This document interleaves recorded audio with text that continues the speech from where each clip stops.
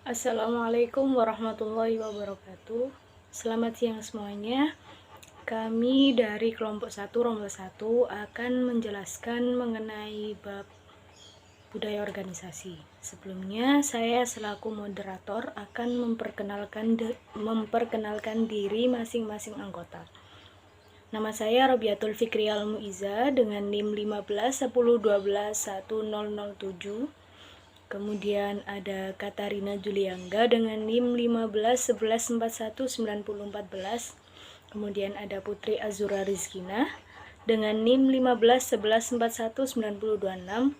Kemudian ada Vicky Malihatul Iman dengan NIM 1511419029.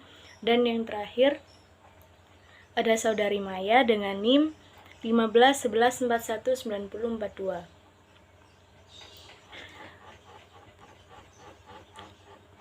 Siang ini, kelompok kami akan membahas 3 pokok bahasan. Yang pertama yakni pengertian budaya organisasi. Yang kedua yaitu sumber-sumber budaya organisasi. Dan kemudian yang ketiga yaitu modal Cagliardi. Kepada teman-teman yang bertugas, saya persilahkan untuk mulai menjelaskan.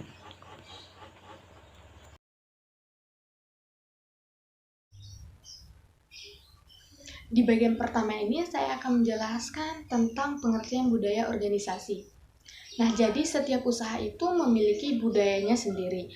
Nah, budayanya itu akan tercermin melalui perilaku para anggota atau karyawan dan melalui kebijakan atau peraturan-peraturan yang diterapkan.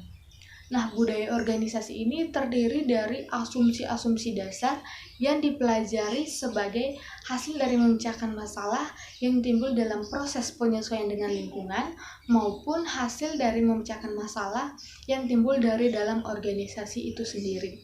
Seperti masalah antar unit-unit organisasi yang berkaitan dengan integrasi. Nah, budaya organisasi itu sendiri timbul sebagai hasil belajar bersama dari para anggota organisasi itu agar dapat tetap bertahan. Nah, asumsi-asumsi dasar ini dianggap absah diajarkan kepada anggota-anggota baru sebagai cara yang tepat dalam hal untuk mengamati, memikirkan, merasakan dalam hubungannya dengan masalah-masalah tersebut. Nah, salah satu tokoh Skene yang menjelaskan tentang definisi bagaimana budaya organisasi itu terbentuk, dan bagian kedua ia juga menjelaskan tentang bagaimana budaya organisasi itu dipertahankan. Nah, kesimpulan yang diambil dari definisi yang diberikan oleh Skene ini yaitu bahwa budaya organisasi ini dapat berubah, yaitu bila asumsi dasar yang digunakan dalam memecahkan masalah baik internal maupun eksternal ternyata tidak absah dan perlu diganti dengan asumsi dasar lainnya. Baik, yang selanjutnya yaitu tingkatan budaya organisasi. Skene membedakan budaya organisasi ke dalam 3 tingkatan. Yang pertama yaitu tingkat perilaku dan artefak. Tingkatan ini merupakan tingkatan yang dapat diamati. Artinya perilaku orang dapat kita amati, seperti perilaku otoriter, perilaku luas, perilaku keras, dan semua perilaku yang diamati yang berkaitan dengan pelaksanaan tugas pekerjaan merupakan ungkapan dari nilai-nilai tertentu. Yang selanjutnya, tingkatan yang kedua yaitu nilai-nilai. Tingkatan ini tidak dapat terlihat. Nilai-nilai terungkap melalui pola-pola perilaku tertentu. Misalnya, nilai hemat akan terungkap pada perilaku seperti menabung. Selanjutnya yang terakhir yaitu tingkat keyakinan yang terdiri dari berbagai asumsi dasar.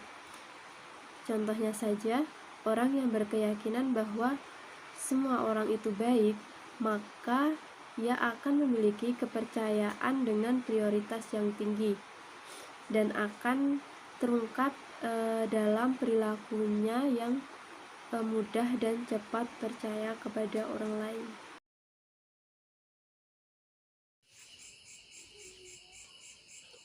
Yang selanjutnya yaitu jenis-jenis budaya organisasi. Jenis-jenis budaya organisasi ini dibedakan menjadi 2 kategori. Yang pertama yaitu jenis budaya organisasi berdasarkan proses informasi dan jenis budaya organisasi berdasarkan tujuannya.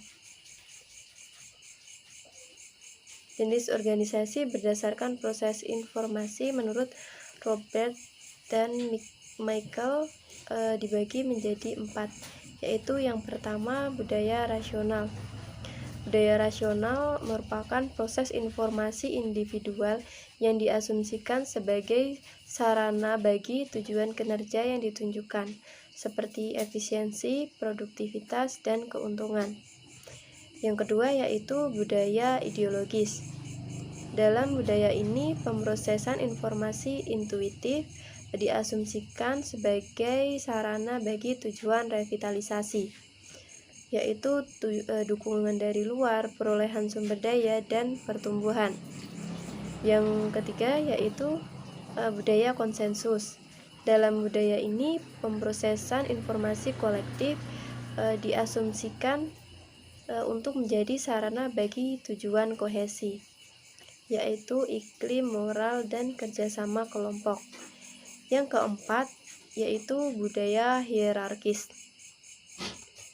Dalam budaya ini, pemrosesan informasi formal diasumsikan sebagai sarana bagi tujuan kesinambungan, antara lain stabilitas, kontrol, dan koordinasi. Yang selanjutnya, jenis-jenis budaya organisasi berdasarkan tujuannya. Menurut Ndaha 1997, budaya organisasi dibedakan menjadi 3, yaitu budaya organisasi perusahaan, budaya organisasi publik, dan budaya organisasi sosial.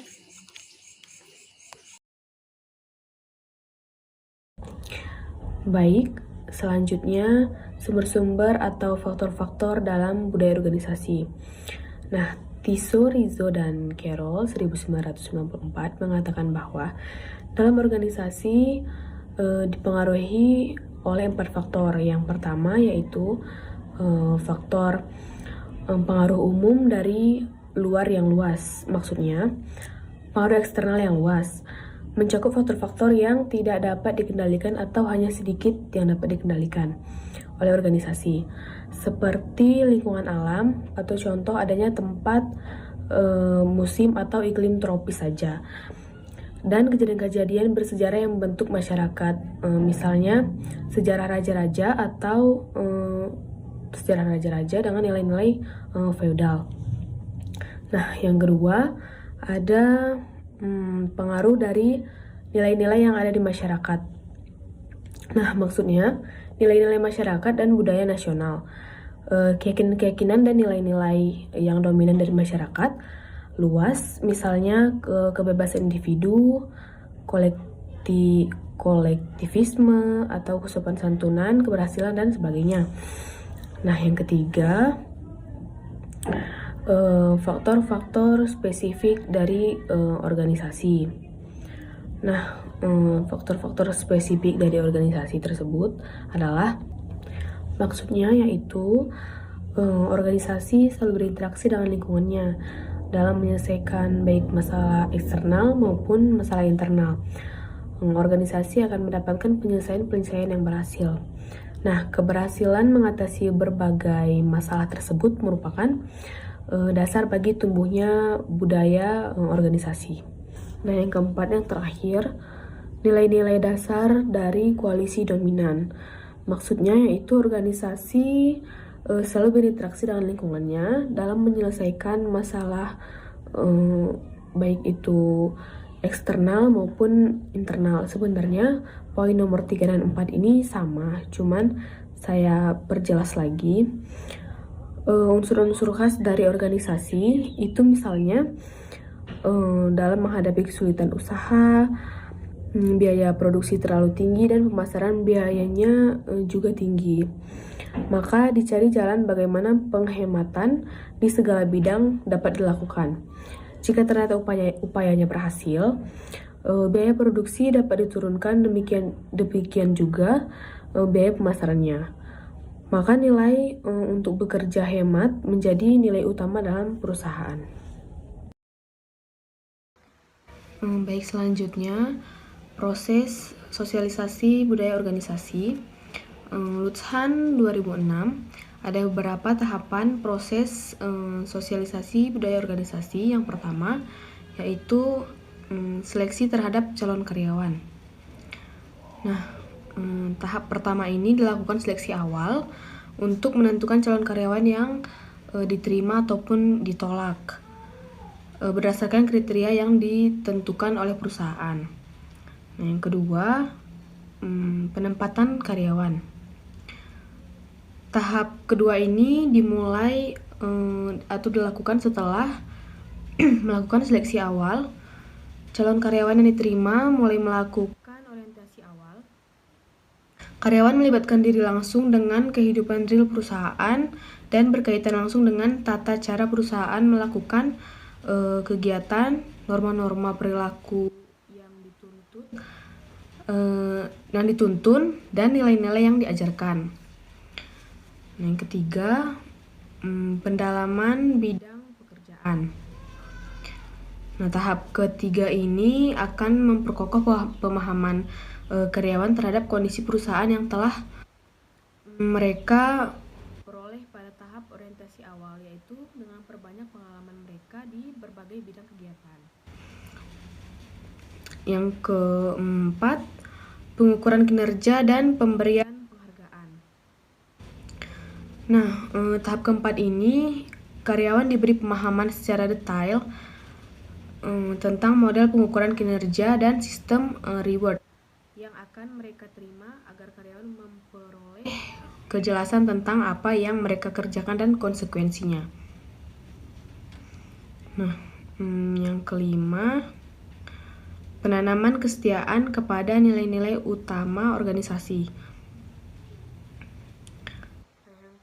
Nah, ini tahap kelima, karyawan kembali diyakinkan agar menjiwai dan mempraktekkan nilai-nilai perusahaan. Tahap ini juga bisa dikatakan sebagai tahap paling penting karena dan diterimanya karyawan sebagai bagian perusahaan berarti sudah tercipta saling percaya antara perusahaan dengan karyawannya. Yang keenam, memperluas informasi, cerita, berita tentang budaya organisasi. Nah, setelah karyawan menjiwai dan mempraktekkan nilai-nilai perusahaan, kemudian karyawan mempelajari sejarah perusahaan agar karyawan tahu bagaimana seharusnya melakukan segala sesuatu di perusahaan tersebut.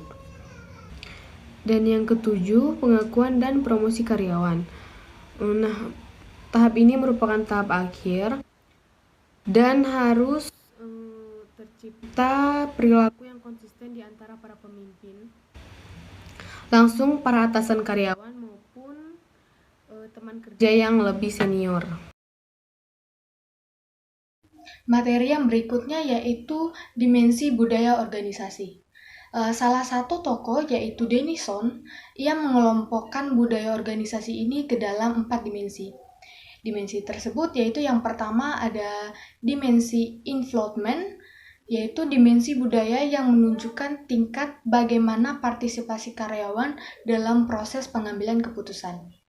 Yang kedua ada dimensi budaya organisasi konsistensi, yang dimana dimensi ini menunjukkan tingkat kesepakatan anggota organisasi terhadap asumsi dasar dan nilai-nilai inti organisasi.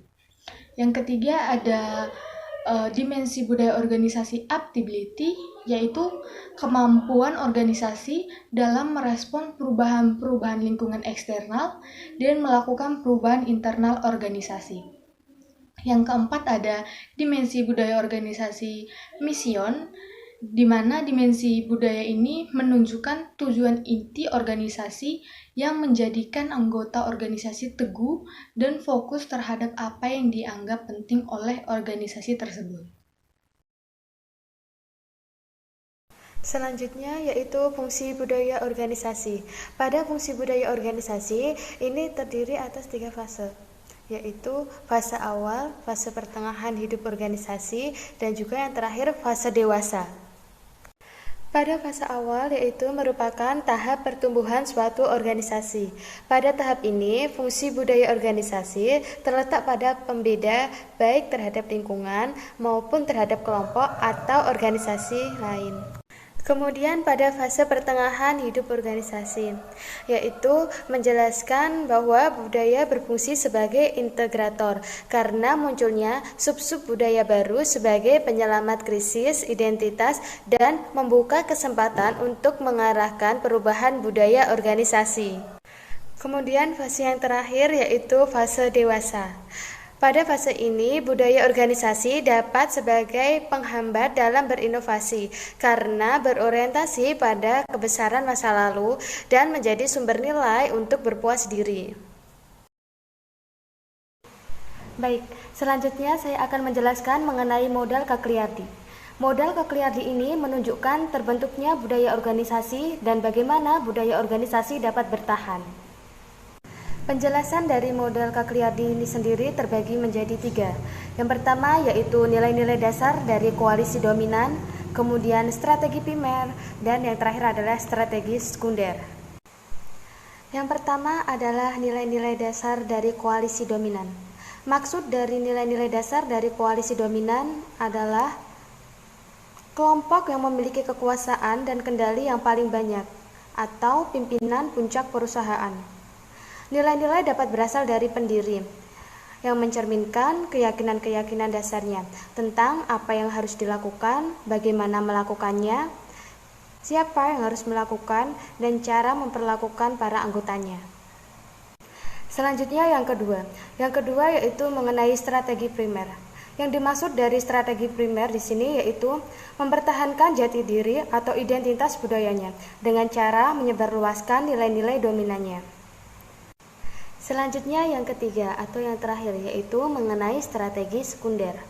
Strategi sekunder yang dimaksud di sini yaitu diimplementasi dengan menerjemahkan nilai-nilai dari koalisi dominan ke dalam praktek, kebijakan, dan produk atau jasa organisasi yang lebih khusus seperti kebijakan, praktek, dan pedoman yang terarah pada bidang-bidang seperti pilihan dari pasar, cara-cara bersaing, orientasi tenaga kerja, dan pandangan tentang kendali atau kontrol.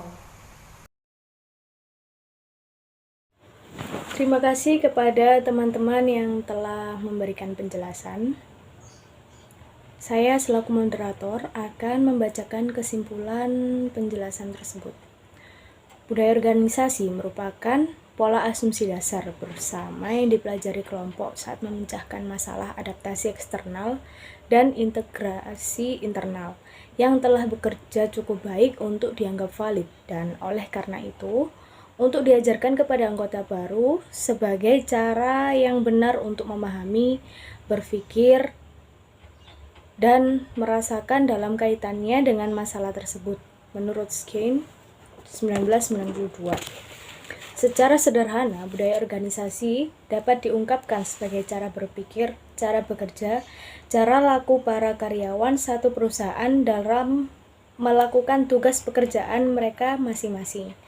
Berdasarkan pengertian budaya organisasi dari Skene, dapat dikatakan bahwa tinggi rendahnya produktivitas satu perusahaan dihasilkan oleh asumsi-asumsi dasar dari budaya organisasi yang dimiliki perusahaan tersebut. Sumber-sumber budaya organisasi menurut Toshi Rizzo Carroll 1994 mengatakan bahwa budaya organisasi dipengaruhi oleh 4 faktor, yaitu yang pertama pengaruh umum dari luar yang luas, kedua pengaruh dari nilai-nilai yang ada di masyarakat, ketiga pengaruh spesifik dari organisasi, dan yang terakhir dari nilai-nilai dasar dari koalisi dominan. Demikian yang dapat kami sampaikan. Mohon maaf apabila ada kesalahan. Dan bagi yang ingin bertanya, dipersilahkan. Sebelumnya saya undur diri. Wassalamualaikum warahmatullahi wabarakatuh.